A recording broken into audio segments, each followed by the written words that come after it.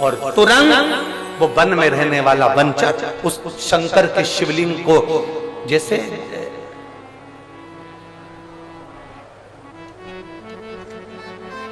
ये शिवलिंग, ये गोल जलाधारी, वो वनचर जहां से अशोक सुंदरी का स्थान है वहां पर तो उसने पांव कर शंकर के शिवलिंग को पूरा चारों तरफ से, जैसे बच्चा एक करमट करके सोता है तकिए को अपनी ओर खींच कर, उसी तरह से उसने शिवलिंग को चारों तरफ से लपेट लिया और अपना हाथ शंकर के शिवलिंग पर रख लिया और पूरी तरह से भगवान शंकर के शिवलिंग को उस वन में रहने वाले उस व्यक्ति ने पूरा शिवलिंग दबा लिया। पूरा पत्थर गिरना प्रारंभ हुए, जो पत्थर गिरना प्रारंभ हुए धड़ाधड़ पत्थर गिरे, उसकी पीठ पर गिरते रहे, उसके शरीर पर गिरते रहे और शरीर पर पीठ पर गिरते गिरते ब्राह्मण सब बाहर खड़े थे, इसकी पीठ पर पत्थर के पत्थर गिर रहे थे। थोड़ी देर बाद पृथ्वी स्थिर हो गई, इसने अपनी पीठ से पत्थरों को हटाया, शंकर के शिवलिंग को देखा और देखकर उनको हाथ से स्पर्श कर कर कहा, बाबा कहीं आपको लगी तो नहीं है बाबा, कहीं चोट तो नहीं आई बाबा। और चिल्लाकर बोला अपनी भाषा में, रोज तुम मुझे बचाते थे, रोज तुम मेरी रक्षा करते थे, महादेव आज मैंने तुम्हारी रक्षा कर दी, आज मैंने तुम्हारी रक्षा कर दी। इतना तो कहना था, शंकर भगवान प्रकट हो गए उस शिवलिंग में से, प्रकट हो गए और शिव जी प्रकट होकर कहते हैं ये शिवलिंग साधारण नहीं, तू भील है, तूने यहां पर मेरी सेवा करी है, इसका नाम भीलेश्वर महादेव होगा। दक्षिण में आज भी वह भीलेश्वर महादेव पूजित हैं। ब्राह्मण अंदर आए, शंकर भगवान ने कहा देखो पूजन से मैं कभी प्रसन्न नहीं हुआ, बहुत पूजन की सामग्री से मैं प्रसन्न नहीं हुआ। ब्राह्मण देवता तुम 4 घंटे से मंत्र पढ़ रहे थे, जैसे ही कंपन होने लगा तुम सबसे पहले छोड़कर भाग गए, पर ये ना पूजन जानता है ना आराधना जानता है, ये भील है जंगल में रहने वाला, ना कुछ आराधना जानता ना पूजन जानता, बस इसने मेरे शिवलिंग पर भले कैसा भी जल चढ़ाया पर मुझे दिल से प्रेम करा, भाव से रिझाया, इसलिए मैं प्रकट हो गया, इसलिए ब्राह्मणों ने चरण छुए, भगवान देवादिदेव महादेव के क्षमा याचना करी और भील से कहा भील आज तेरे कारण प्रदोष के दिन हमें देवादिदेव महादेव का आज दर्शन हुआ। शिव महापुराण की कथा में भगवान शंकर कहते हैं सुनो ए ब्राह्मण देवता, प्रदोष के दिन यदि शंकर के मंदिर के शिखर का दर्शन हो जाए, प्रदोष के दिन शंकर के शिवलिंग का दर्शन हो जाए, प्रदोष के दिन बेलपत्र का दर्शन हो जाए, या प्रदोष के दिन शंकर भगवान की पवित्र कथा शिव महापुराण सुनने को मिल जाए, या प्रदोष के दिन किसी शंकर के भक्त का दर्शन करने का मौका मिल जाए, तो समझ लेना कि शिव का दर्शन, शिव का दर्शन,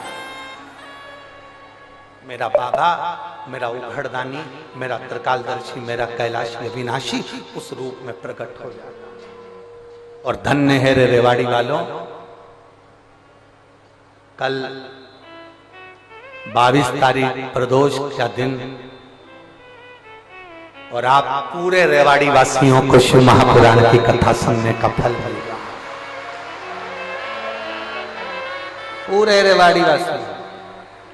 और कितने दिन की कथा है? 5 दिन की। तो कल की जो रात्रि कहलाएगी वो कौन सी रात्रि है? जम के बोलो जरा, शिवरात्रि। कथा समापन के 1 दिन पहले की जो रात्रि होती है शिव पुराण में, उसको शिवरात्रि कहते हैं।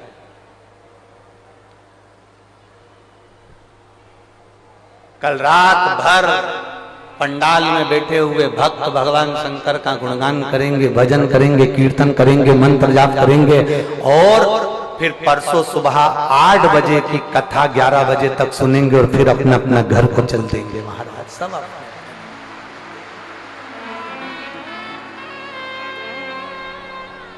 और एक बात और कहना चाहेंगे, आप लोगों को सुनकर आश्चर्य होगा, सुनकर आश्चर्य होगा। जितने लोग बाहर से कथा सुनने आए हैं ना यहाँ पर, पंडाल में आधे से ज्यादा लोग तो रेवाड़ी वाले भी चद्दर तकिया लेके आराम से रह रहे हैं। रेवाड़ी वाले भी, ये भी घर नहीं जा रहे। कितने लोग हैं जो रेवाड़ी के लोग रात्रि को यहाँ रुकते हैं? हाथ उठाओ जरा। ये देखो ढेर पड़े हुए हैं सारे। रख लो रख लो रख लो, पंडाल में आराम से। कल की कथा तो वही 1 बजे से 4 बजे तक होगी। परसों की कथा सवेरे 8 बजे से 11 बजे तक होगी, पर टीवी पर 1 बजे से आई।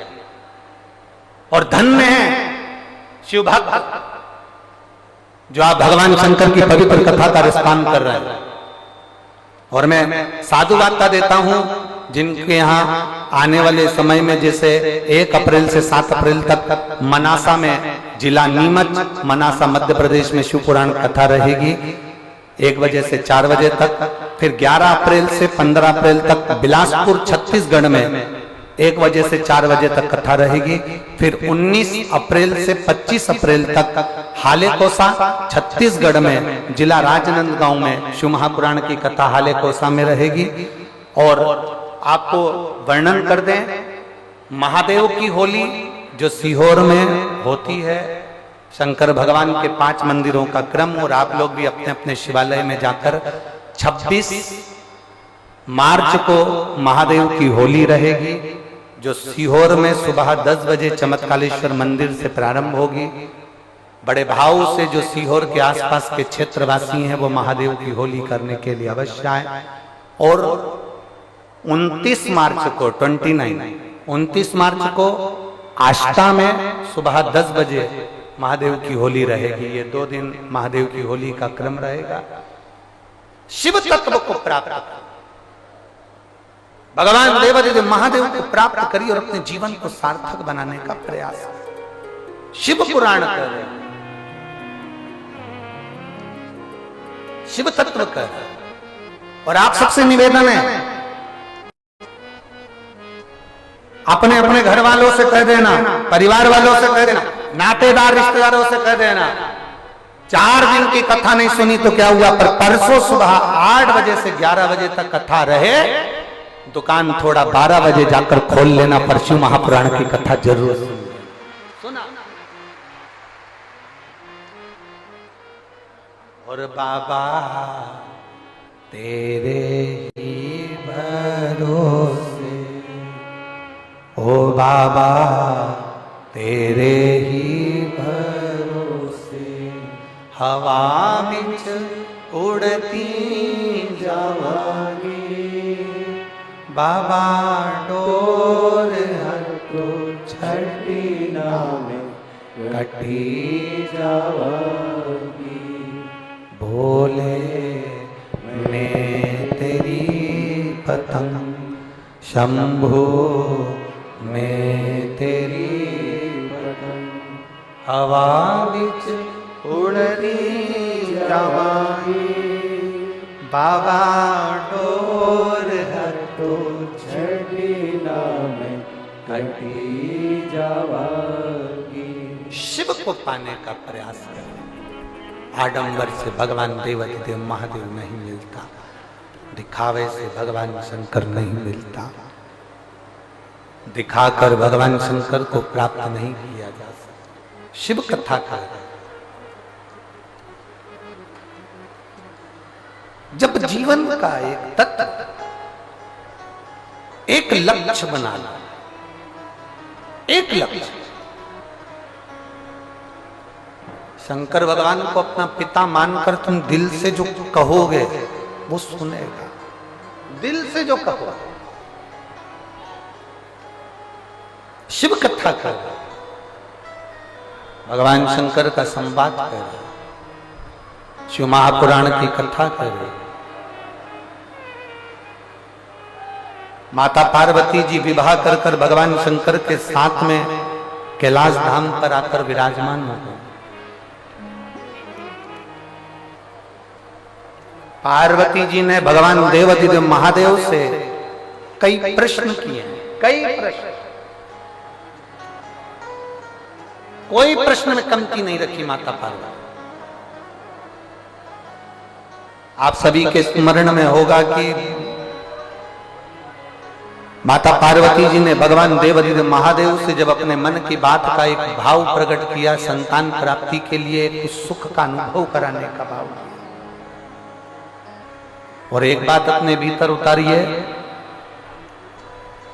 जैसे एक संतान हो जाती है, मान लो एक बच्चा हो गया, एक संतान हो गई, और एक संतान होने के बाद में दूसरी संतान हो ही नहीं रही। किसी को 10 साल हो गए, किसी को 8 साल हो गए, किसी को 5 साल हो गए, किसी को 6 साल हो गए, किसी को 9 साल हो गए, किसी को 12 साल हो गए, दूसरी संतान हो ही नहीं रही।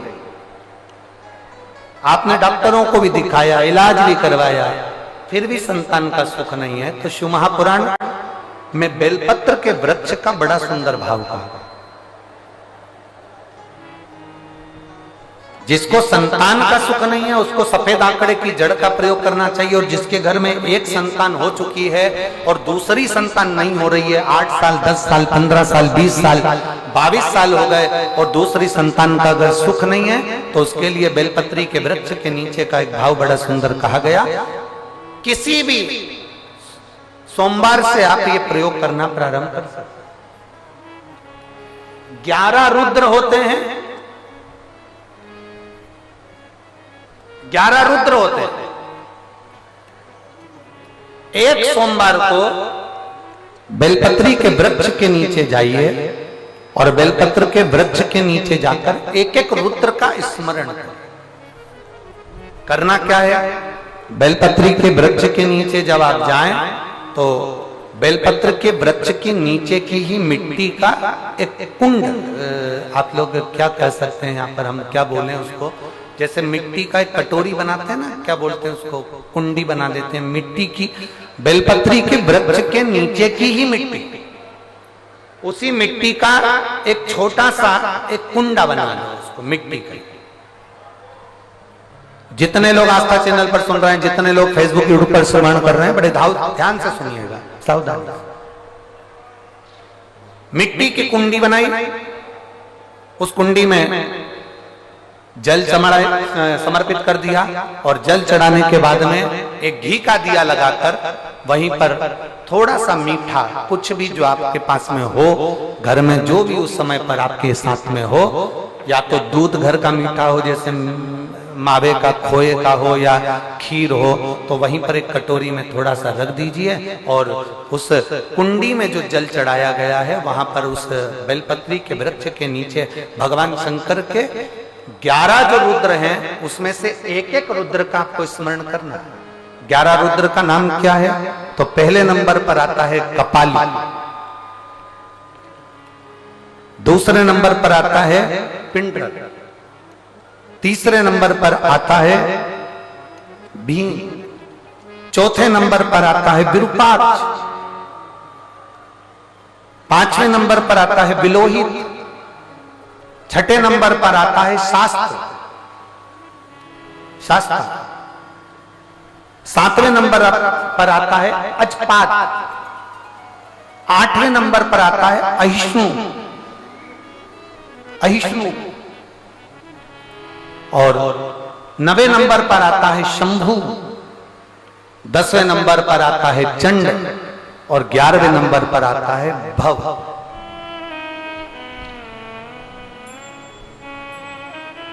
अगर अभी आप लोग नहीं लिख पाए हैं तो बाद में मोबाइल पर से कथा को पीछे खींचना, फिर उसमें से धीरे धीरे इसको लिखना।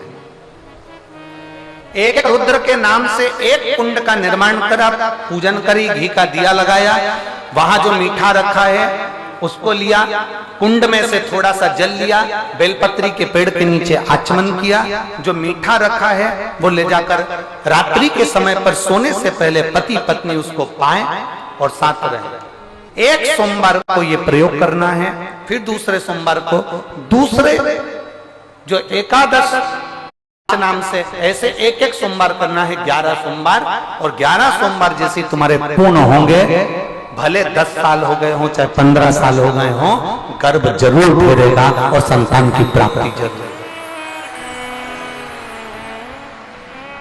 किसी किसी के यहाँ पर 11 रुद्र भी पूरे नहीं हो पाते हैं और गर्भ ठेर जाता है। लगभग 4-5 रुद्र पूरे होते हैं और गर्भ ठेर जाता है। तो आप जो 11 रुद्र हैं इनका स्मरण कर कर भी भगवान शंकर से प्रार्थना कर सकते, भगवान शिव से प्रार्थना कर सकते।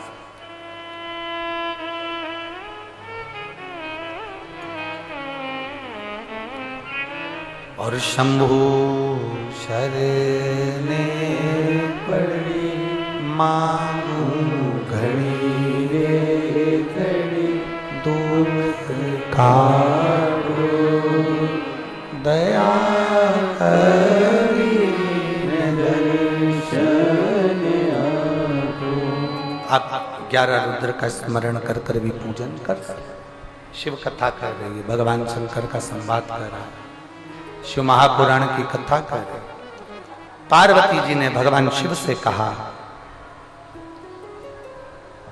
तारकासुर का वध होना है, गंगा जी के जल से भगवान शंकर के तेज पुंज से 6 पुत्रों का जन्म हो,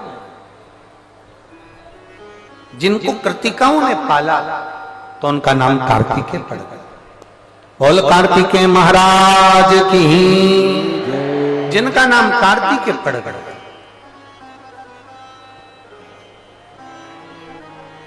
अब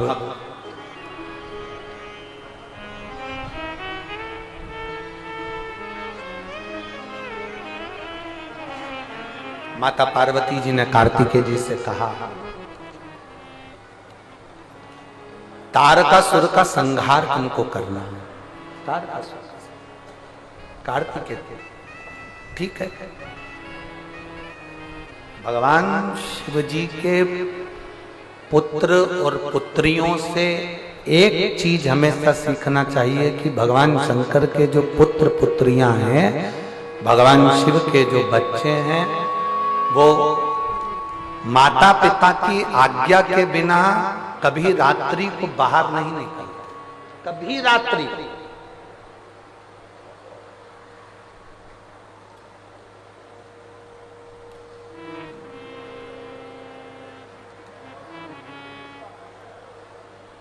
मनुष्य में और पशु पक्षी में एक सबसे बड़ा अंतर है। एक गाय भी अगर चरने के लिए जाती है तो रात होने से पहले अपने घर आ जाती है। बोलो सही है कि गलत है?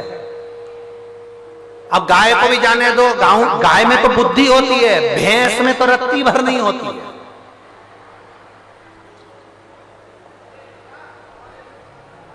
वो कहते हैं ना भैंस के आगे बीन बजाना, वो इसीलिए कहते हैं भैंस में रत्ती भर। गाय दिन में चरने जाती है, रात को अपने घर आ जाती है। भैंस में तो अक्ल नहीं होती, इसके बाद भी भैंस चरने जाती है तो रात को जम के, बोलो जरा जम के, घर आ जाती है। पक्षी दिन भर घूमता है, रात को अपने घोंसले में आ जाता है। हिरण रात भर घूमता है, दिन भर घूमता है, रात्रि को अपने उस गुफा में प्रवेश कर जाता है। पशु पक्षी भी रात्रि के समय पर अपने घर में आ जाते हैं। केवल एक मनुष्य ही एक ऐसा पैदा हुआ है कि जैसे जैसे रात बढ़ती है इनका दिन चालू होता है। रात बढ़ती है तब इनका दिन प्रारंभ होता है, दिन प्रारंभ। और जैसे जैसे रात बढ़ती जाती है, जैसे जैसे रात बढ़ती जाती है, इनका दिन प्रारंभ होता चला। शिव महापुराण की कथा कहती है जिनके घर के बच्चे रात रात भर गायब रहते हैं ना, उस घर को धन्य बनाना, उस घर को कृतार्थमय बनाना सबसे कठिन काम हो जाता है। सबसे पहला काम मेरी जीजियों को करना चाहिए कि अपने घर के बच्चों को रात्रि में कहीं जाने से और रोकना चाहिए। तुम जाओ रात्रि के 8-9 बजे तक जाओ, 9 बजे के बाद अपने घर में आ जाओ, पर पूरी रात आप अपना घर छोड़कर कहीं ना जाओ। आज सबसे बड़ा जो दुख का कारण है ना, ये व्यसन में लोग जो डूब रहे हैं, बहुत बहुत दुनिया के लोग ना जाने इतना नशे में। आज के जमाने की नवयुवक पीढ़ी, आज के जमाने का नवयुवक व्यक्ति, नया जो जमाने के लोग हैं, नवयुवक पीढ़ी है, नवयुवान बच्चे हैं, आज व्यसन की ओर जाते जा रहे हैं।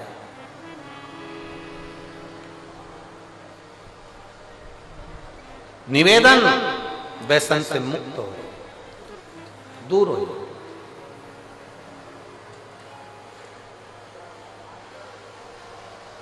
और धीमा बजाओ भोलानाथ डमरू, धीमा बजाओ भोलानाथ डमरू, डमरू की धुन सुन के ब्रह्मा जी आ